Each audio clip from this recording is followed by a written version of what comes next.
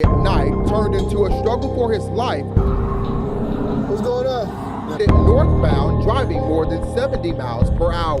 Get ready for a wild ride as we dive into several surprising stories where everyday traffic stops took a crazy turn.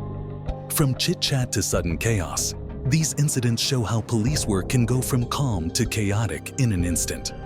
Let's take a closer look at the ups and downs of keeping our roads safe. Rocky Rudolph, who is 45 years old, was found guilty of attempted murder in connection with a 2019 traffic stop that hurt a Seminole County police officer. The event got attention across the country because of the video proof. The Florida man who is accused of pulling over a sheriff's officer almost 100 yards in his car after speeding away from a traffic stop that was seen as offensive has been charged with attempted murder. It was caught on the deputy's body cam and car cam, who was there the whole time. This past Sunday, the Seminole County Sheriff's Office put the tape on Facebook and said it was being shared in the spirit of transparency. The video shows what happened when Deputy Aaron Blay and Rocky Money Rudolph Jr. got into a fight. According to the cops, Blay pulled Rudolph over on Saturday morning because Rudolph's Cadillac Escalade had too much window tint.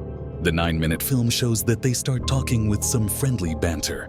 Blay tells Rudolph that he has the best name I've seen in his 14 years of working. But after a while, Blay says he smells pot, which changes the mood. Someone can be seen smoking in the video, but Rudolph says it's a black and mild cigar, which seems to be a reference to the brand of cigar. It's also said that he didn't have any pot in the car. His only other claim is that he does not have a medical marijuana card. Blay tells Rudolph to turn off the car, but Rudolph refuses and says again that he does not have any weed on him. After this, Blay reached into the car and grabbed the seatbelt.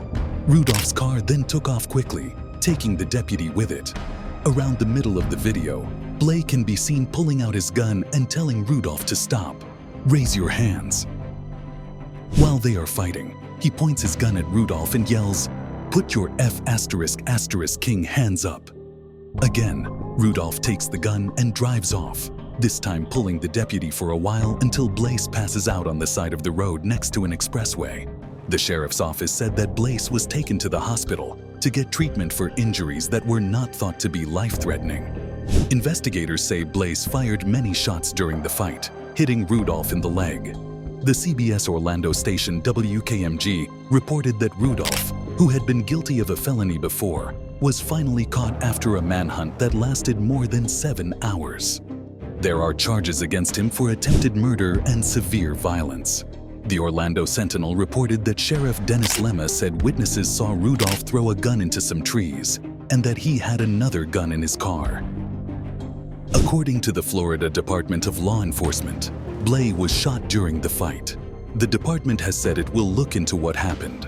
The office of the Hennepin County Attorney filed charges against Rudolph at this time, saying he was getting in the way of the law and running from a police officer.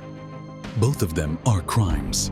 The Minnesota Police and Peace Officers Association, MPOA, on the other hand, wanted Rudolph to be charged with attack. An alarming trend from the HCAO, Hennepin County Attorney's Office, is that violent offenders are not being charged with crimes or are being charged too little, the MPPOA said in a news release before the decision was made. In the meantime, Gross has gone back to work since he got back. Deputy Blaze, despite his injuries, has since returned to duty, though he continues to suffer from the aftermath of the incident. With a lengthy criminal history, Rudolph now faces the possibility of life imprisonment. The case underscores the dangers faced by law enforcement officers and the complex legal ramifications of such confrontations. There was a regular traffic check near Orlando International Airport that Zachary Matthews was a part of. He had only been a police officer for a year at the time. While he was stopping, he pulled over an SUV that was pulling a trailer. As soon as the police smelled weed, they told the driver, Carlos Jerome Miller, to get out of the car. Despite this, Miller fought back and ran toward the buses that were coming.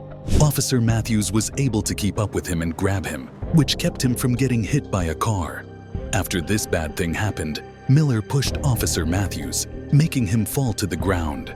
However, the SUV pulling the trailer kept moving forward while Officer Matthews was on the ground. Because the tire rolled over him, he was pinned down. Officer Matthews used the adrenaline to give him the strength to lift the trailer off of himself, even though the situation was very risky. After that, he passed out and waited for the rescuers to arrive before helping his partner, Officer Christian Rodriguez, get Miller out of the situation. Miller, on the other hand, fought. Zachary Matthews wasn't sure if he was partly paralyzed at times. The amount of sensitivity in my right leg went down when I first got on the bus. I couldn't feel it at all. Not being able to feel your leg at all was a strange feeling though. Still, it was a strange experience. In an exclusive interview with WESH 2 Investigates, Matthews talked about how relieved he was to know that things weren't worse than they seemed. Once we were able to get him out of the vehicle, he actually took off toward oncoming traffic. He said he was driving in the opposite direction. Because a car was coming up behind him, I ran after him and grabbed him to keep him from getting hit. He actually pushed me the other way at that very moment. After that, I was lying on the ground. He said, when the tire went over on top of me, the initial laying on the ground, I was more on my side in between the trailer. And when it started moving, that's when the tire rode on top of me. In this case, the SUV was in drive and moving forward, with the trailer coming right at Matthews. Matthews was down there. It only took a few seconds, but it felt like a long time. I was able to lift the trailer off in just a few seconds. For him, it's still not clear how he did that. He was able to get away though, and find Officer Rodriguez. There, he helped Rodriguez hold Miller down. After that, he passed out and waited for the ambulance to come. I had a lot of adrenaline, and the thought that my partner was fighting somebody and giving him a run for his money at that point. He said they were giving him a run for his money. At that time, Matthews was wearing something that cops sometimes call a all-in-one. As well as protecting the body armor built into the vest, the front of the vest has storage for combat gear. There are about 27 pounds of weight in this thing. Matthews says it's possible that the fact that he was wearing this kept him from getting hurt more seriously. There is no doubt that the safety gear that was used saved many lives and kept accidents from getting worse. Back injuries happened to Officer Matthews because of what happened, and he needed a walker for a short time to get around. In order to speed up his recovery, he is currently going through therapy for a few weeks. He plans to return to light duty within a month. Miller was taken into jail because of the event and is being charged with several felonies. He was found to have a knife and a handgun in the car after some time had passed. Police officers face dangers every day while protecting their communities. Officer Matthews' brave actions and quick thinking during this possibly dangerous situation show how dangerous their jobs can be. An evening that was meant to be a quiet night turned into a fight for someone's life. It started on New Florissant around 2 a.m. on Wednesday, when the cop, whose name we will not reveal, saw a car going north at more than 70 miles per hour. At first, I thought it was a mistake because I don't usually get cars that quickly, the cop said. After getting the mobile radar, I quickly turned on my lights and spun around to catch up to him. I was finally able to catch up to him. The 43-year-old driver of the red car in the video, Markarios Kirkwood, can be seen pulling over and stopping after going over a curb.